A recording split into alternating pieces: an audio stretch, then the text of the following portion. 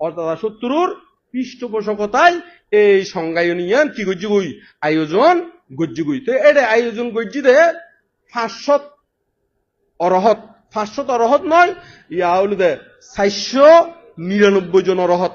400 কয়জন? 499 জন অরহত এবং আনন্দবান্তে সহ। আবার আনন্দবান্তে কিন্তু অরহত নময় এতে। আনন্দবান্তে কি নময়? যাতে সিদ্ধান্ত করেন এতে কিন্তু আনন্দবান্তে কি নময়? অরহত নময়। কিন্তু ওই শ্রোতাভর্তি মার্গ লাভি আছিল। কি লাভি আছিল দেখো না? কিন্তু আনন্দবান্তের ওই সহ 500। আনন্দবান্তে সহ কয়জন? 500। এই 500 ভিতরে এতে অরহত আছিল কয়জন?